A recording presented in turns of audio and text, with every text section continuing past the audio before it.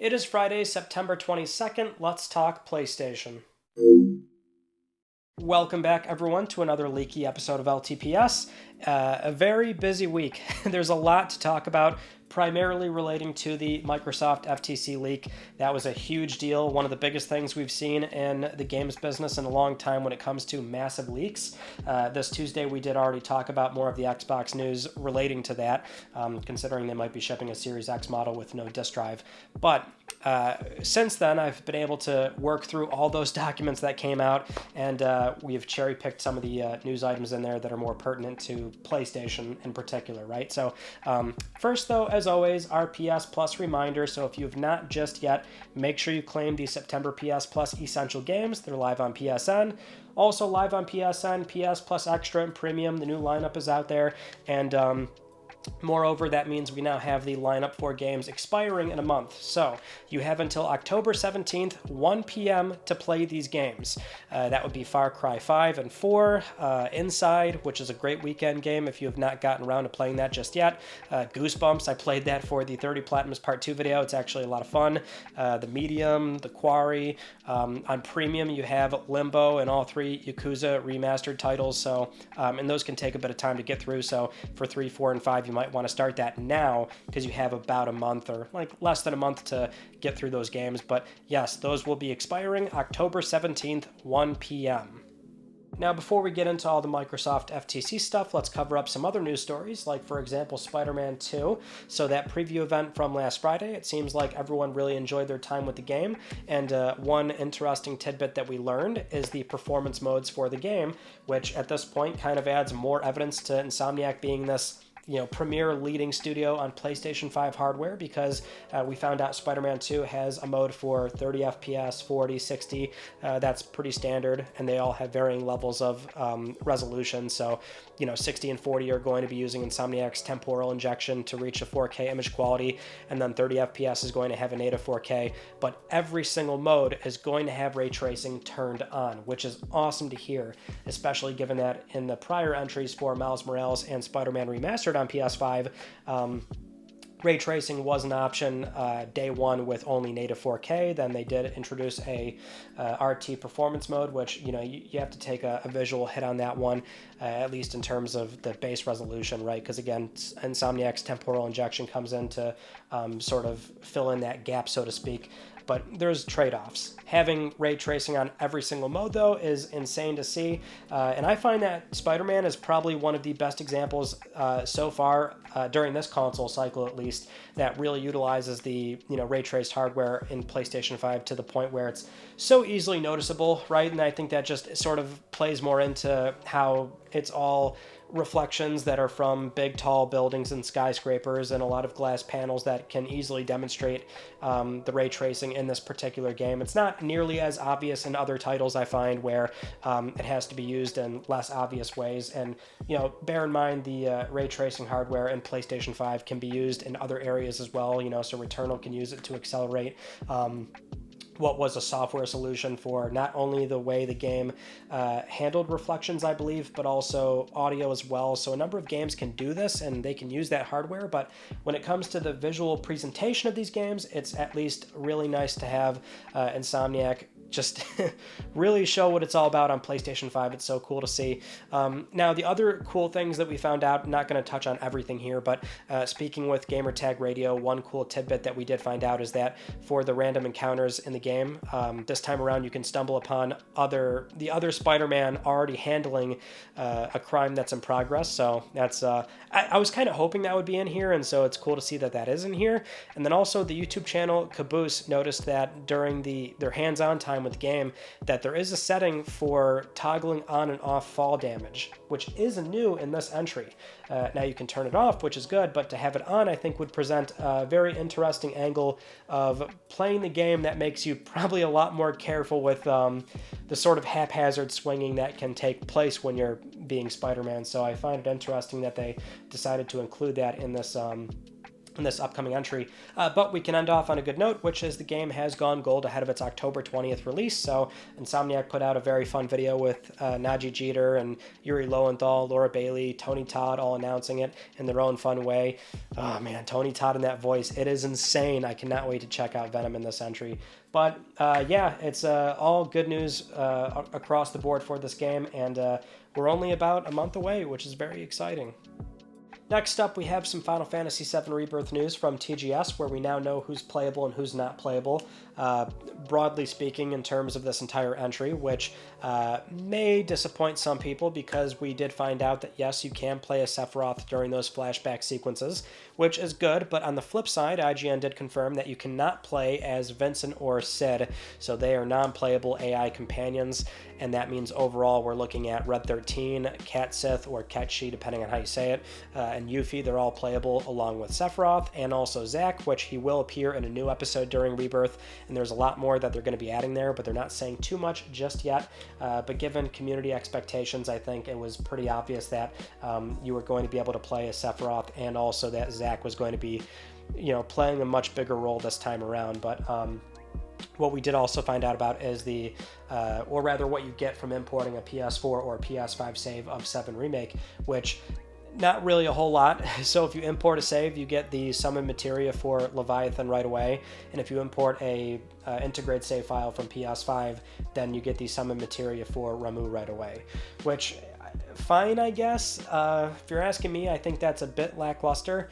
Now, to Square's credit here, they do say that they want to make sure that each entry in the remake series is going to be completely standalone. You don't have to play the prior entry, and you can just, play it from start to finish without having to engage with the other entries, which I think is kind of obvious. You can't make a multi-million-dollar video game and, make it a requirement to play the predecessor, so...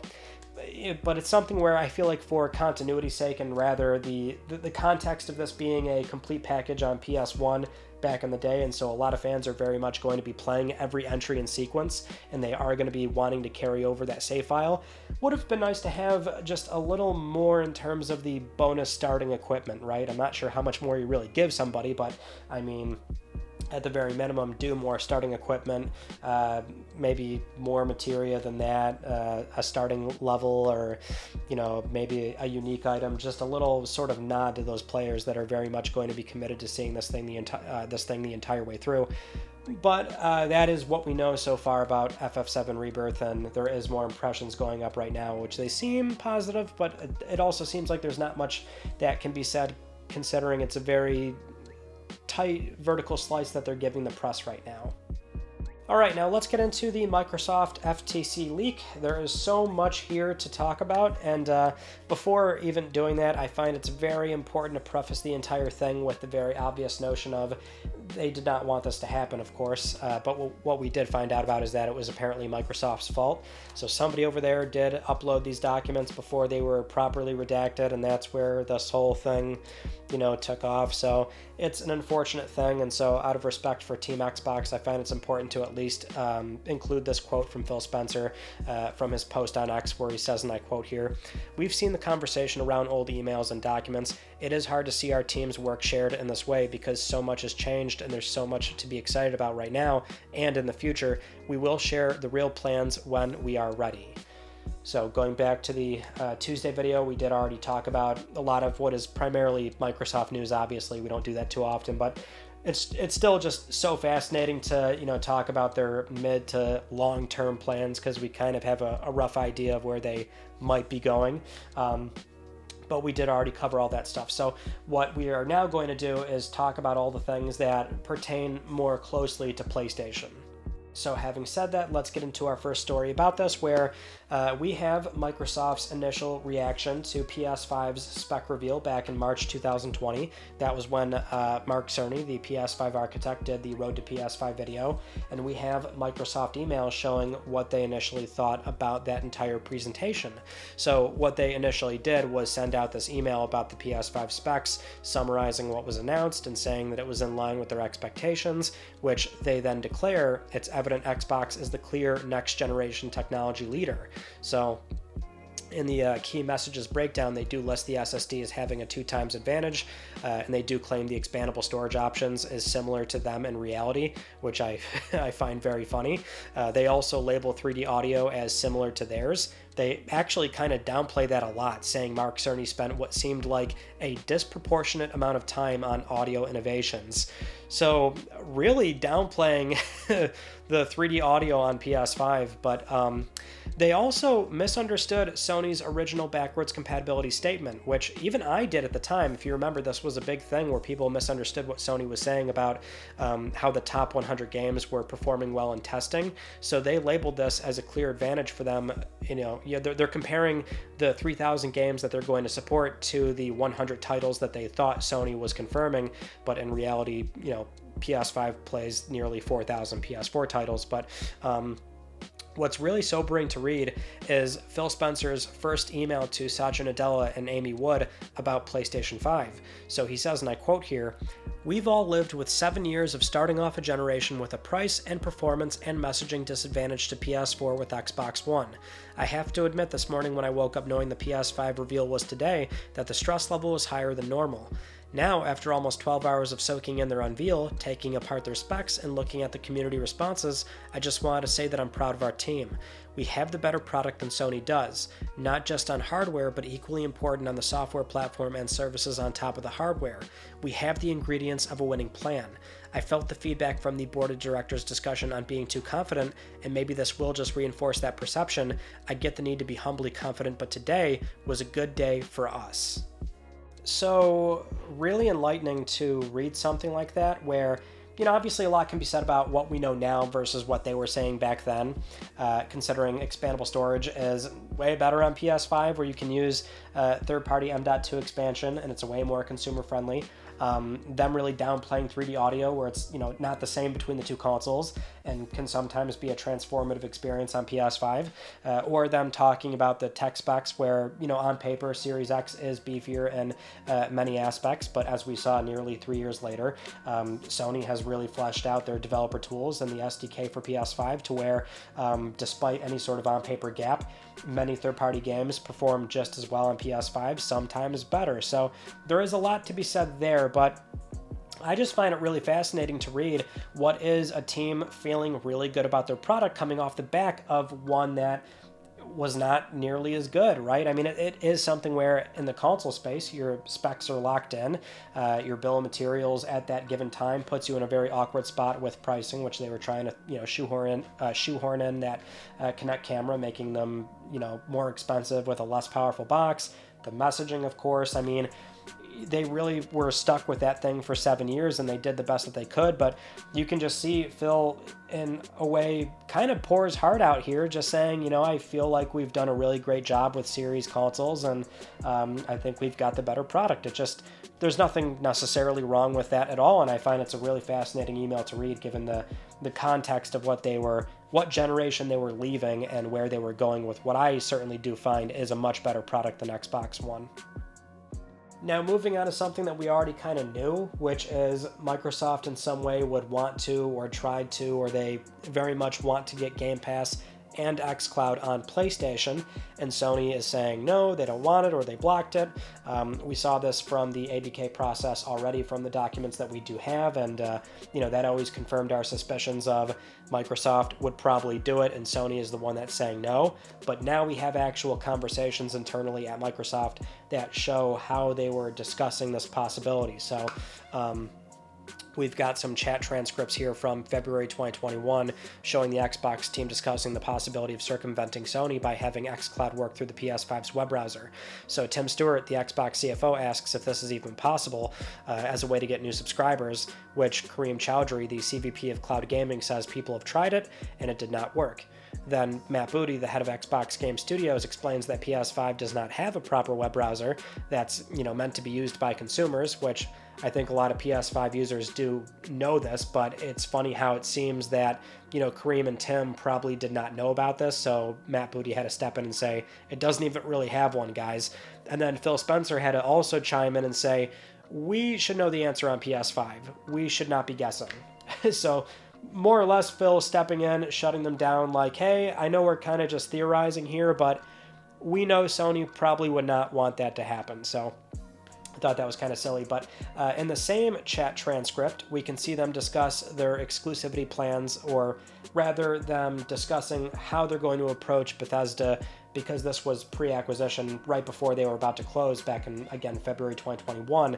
So we see that they're discussing this, and it's hard to make out exactly what they mean, but it does sound like they've drafted up 5 possible strategies. So you've got Tim Stewart discussing what they need to make number 5 work within deal constraints.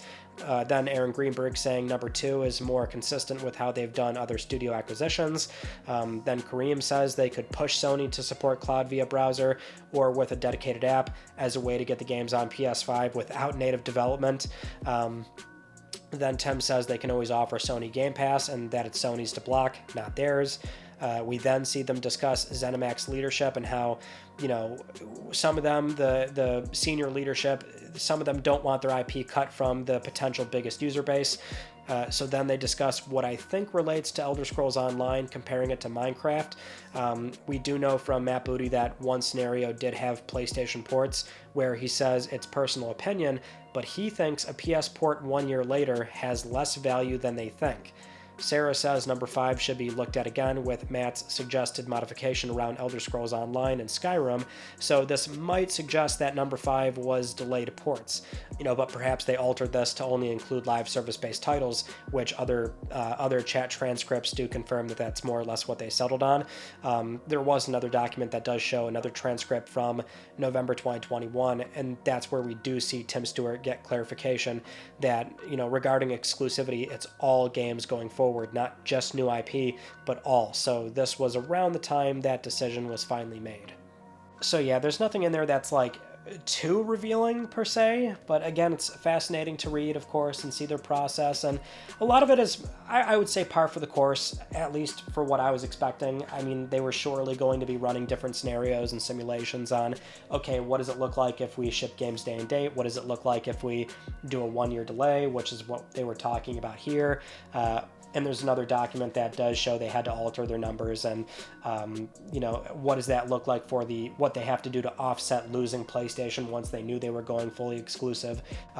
What I can say, speaking more broadly about the whole thing after going through everything that did come out, is that they certainly do spend a large portion of time benchmarking themselves against Sony and, talking about Sony's plans and what they're doing and, if they should or should not be making certain moves in relation to what Sony's doing, right? It's a lot of looking at what their larger competitor does, and that is also very expected, but it's still surprising to see how much of it came out for the documents that were released for this leak, I should say. It even goes back to the one we already saw back in June of this, last year I think it was, where Tim Stewart or Matt Booty, one of them, were like kind of upset that Fallout 76 was on PS Now after the acquisition. So they were upset that Bethesda seemingly, arranged that with Sony, and they're like, why are we even doing this, right? There's many people on that team that have a sort of serious motivated pride for the brand, and they are more motivated to make sure they have those exclusives versus the more realistic side of maybe we should ship this stuff everywhere and this and that, right? But yeah, it's just crazy to see. Now, without a doubt, the really big PlayStation stuff here is that we got the full Q&A with the SI president and CEO Jim Ryan speaking with analysts and portfolio managers at Fidelity, where they were asking him, questions about their business and how they're approaching live service games and this and that. And so this stuff is old, but now we have the full Q&A and some questions we didn't see before. So we're going to go through some of the more pertinent items here, starting with, those 10 upcoming live service games that SIE does have planned for the next 4 years. And so Jim was asked about how many of these need to be big hits for first-party game revenue to double, and Jim said it would be naive for them to assume all 10 will be massive successes. He says, and I quote here, "And don't forget, as we do this," he's referring to the live service games, "we will continue to publish games that have served us so well over the years. These first-person, graphically beautiful, narrative-rich games that will continue to be the bedrock of our first-party publishing business." In the next question, Jim also follows up on this, explaining that he does expect single-player titles to have a slightly greater sales and profitability share versus the live service games, which have a potential a lot more upside long-term. Now, as for acquisitions, they ask Jim what an ideal acquisition target looks like, and he responds with, and I quote, "I think an ideal acquisition target has to help us deliver on our strategies in a way that we're not capable of doing on our own. And when I look at our portfolio of studios and our publishing capabilities, we need help in the areas in which we're not strong at present. We aspire to grow our community, grow engagement with our games, grow the number of people who are playing those games, grow the amount of time people are spending on those games, move across to PC and mobile, and grow the number of people playing with each other. It's in these spaces where we don't have expertise and presence. We need to build expertise. These are some of the reasons behind the acquisition of Bungie. We have publicly stated ambitions in the area of mobile. That's part of game development that we've not been present in any meaningful extent. So you can assume that we have an interest in acquiring development knowledge and management expertise there." They then ask if Sony considered acquiring Activision, and Jim Ryan says in terms of deployment of Sony's capital, they feel that the $3.6 billion they spent on Bungie has more upside than the $69 billion it would take for Activision. They also ask if Microsoft in the next 10 years will turn off their supply of games to them, which, remember, this was answered in February 2022, but Jim did say he honestly believes that will not happen, and that given regulatory hurdles, keeping those games available is central to approval for Microsoft. Now, again, given when this was answered, they also ask about profitability. Jim makes a comment here about how the demand has been so high on PS5 that they have not had to promote PS5 at all, which is funny when you look back at early 2022. But there's also a few answers in here about just summarizing the mid to long-term plan for SIE, which is very much focusing more on first-party development so that they can be less reliant on third-party games and third-party royalties. He even says that the large merger and acquisition stuff is what makes the headlines, but growing your studios organically successfully is also a smart thing to do. We also have the full answer now with Jim Ryan's take on Game Pass, where he said big publishers hate it. And the question that was given out is that, will Microsoft have to provide minimum revenue guarantees if they want games on Game Pass, or do they have to keep buying assets like Activision to get games on their platform? So Jim did say with a high degree of certainty that Microsoft tried the first path and that it did not work at all, and that's what drove them to making larger acquisitions. He said, quote, "I talked to all the publishers and they unanimously do not like Game Pass because it is value destructive, not only on an individual title basis, but also on an industry level," which that kind of goes into a separate document where we get Microsoft's, sort of outlined proposals for a number of games possibly being Game Pass candidates. So some of these titles did not actually show up on Game Pass, but it's more or less a case study on a number of titles, what the publisher might ask for those games. And so we got some wild numbers here where, Suicide Squad, they think it would be $250 million for the publisher to ask that much. Jedi Survivor would be $300 million. Mortal Kombat 1, $250 million. They severely undervalued Baldur's Gate 3 at $5 million. GTA 5 would be a deal of $12 to $15 million per month. And so there's a lot of crazy numbers in there that show how much Microsoft, has to pay to get those games on Game Pass. Again, those aren't actual firm numbers on what was spent, but that's what Microsoft, anticipates they would be asked from those studios.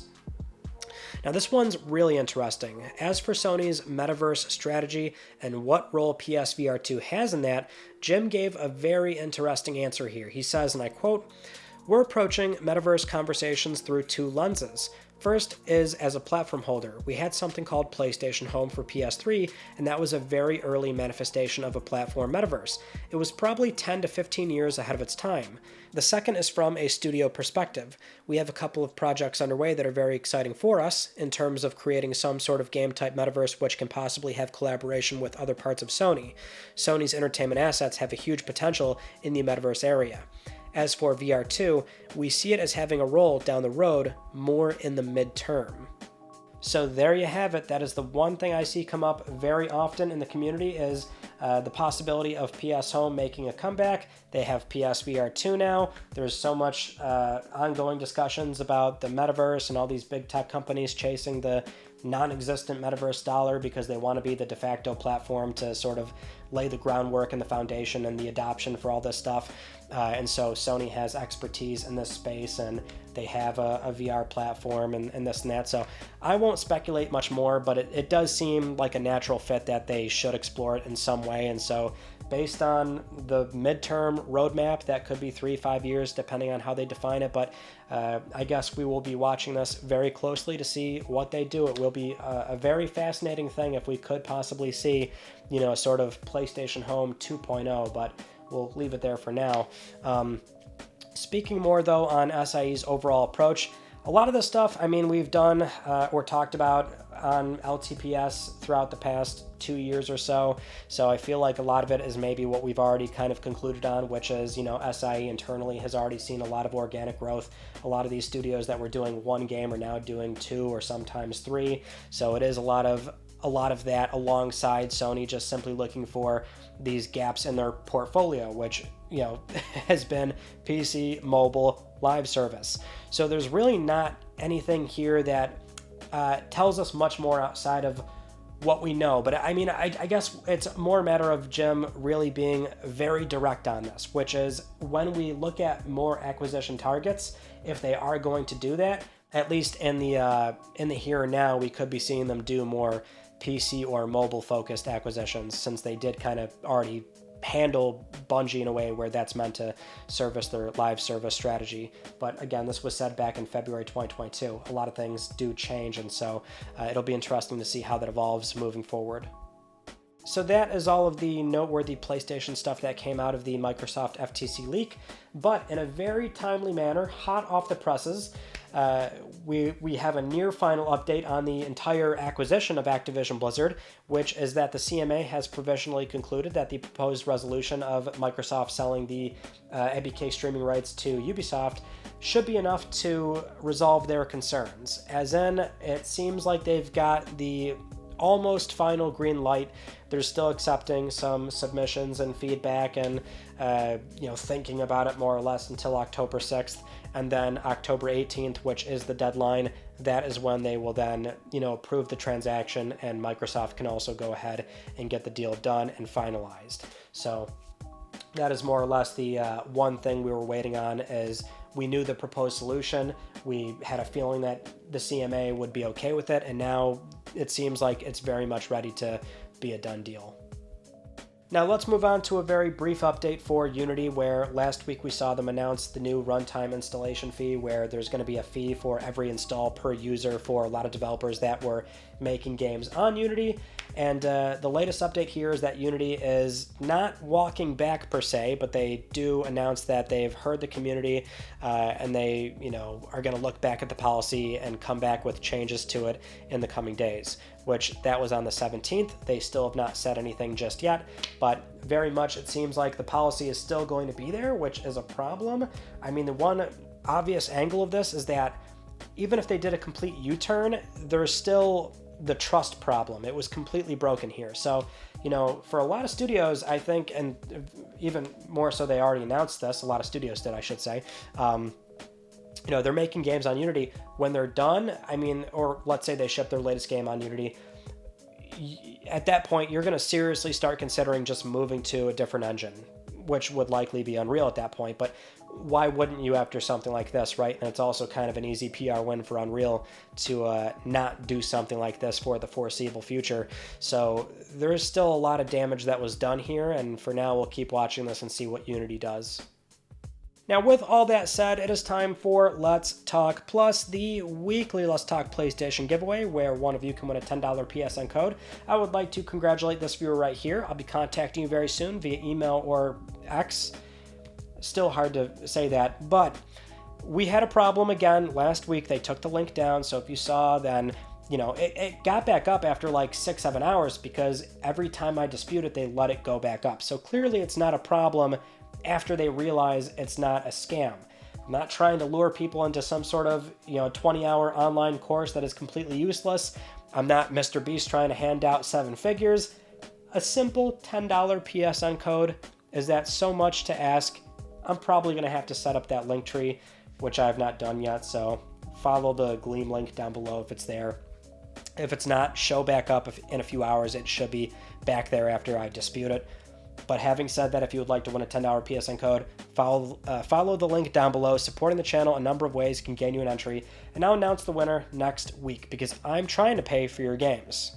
Those are some of the news stories from this past week, and our Tuesday video was talking about more of the Microsoft FTC thing, but more from the angle of the physical games problem, because this, Series X revision is apparently not going to have a disk drive. So if you want to see me talk and rant about that, then you can go check that out. And also another upload that is going up today on a different channel. Recently, not sure how many of you are familiar with Steve Wright, Mr. Right Way. Really nice, fun, loving guy that is in the PlayStation community. And he recently came out to Buffalo to talk about PS4 with me, and we did some game hunting and all that. And so we've got a conversation going up on his channel today, which I will probably leave linked down below in as a pinned comment. But yeah, it was a really nice guy, fun talking with him. So if you want to check out our conversation, it's over on his channel. And that is pretty much it. So that concludes this week's episode of Let's Talk PlayStation. I'm Ryan Benecki. Thank you all so much for talking with me, and I will see you all next Friday.